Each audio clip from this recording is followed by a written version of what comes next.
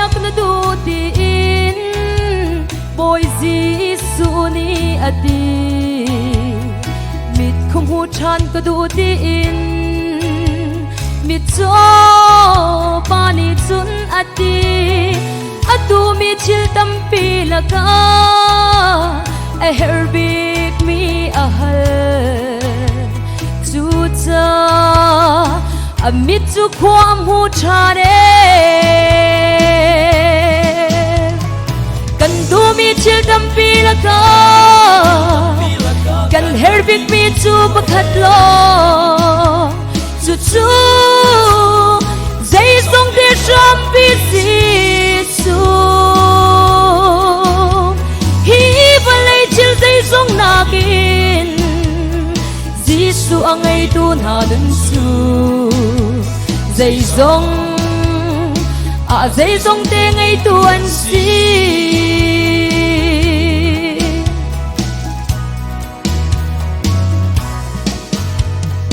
cả ngày mi boy pa Giêsu Christ hi đã đi lâu in chun cây chum hai hal ding cả ngày lâu si fa clear thấy cái gì cả har sat na filter tu le cả thấy filter tu cả boy pa Giêsu Christ long hi si kan du mi chil tampi laka kan herbik mi chu pakhat lo chu chu dây sông để sớm biết Giêsu hi và lấy chil dây sông nakin Giêsu ang ay tuôn hà đơn su dây sông để ngay tuôn si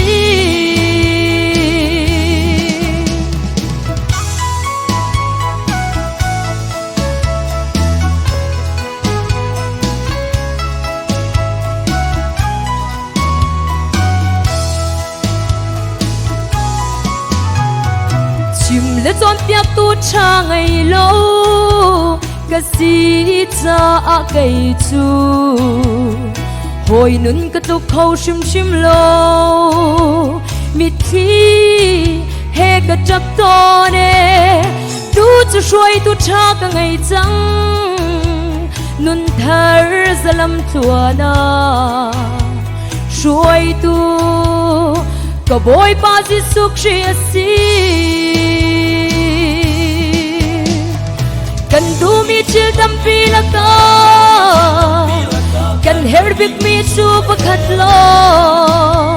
chu chu dây sông để sớm biết Giêsu hi và lấy chil dây sông nakin Giêsu ang ay tuôn hà đơn su dây sông để ngay tuôn si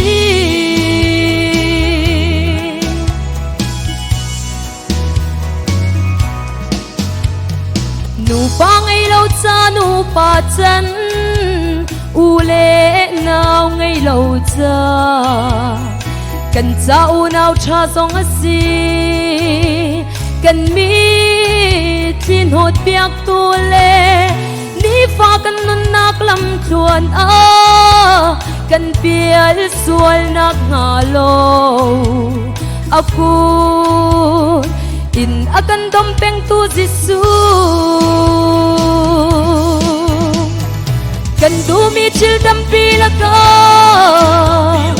kan herbik mi chu pakhat lo chu chu dây sông để sớm biết Giêsu hi và lấy chil dây sông nakin Giêsu ang ay tuôn hà đơn su dây sông để ngay tuôn si hi và lấy chil dây sông nakin Giêsu ang ay tuôn hà đơn su dây à dây dòng tê ngay tuần si dây dòng à dây dòng tê ngay tuần si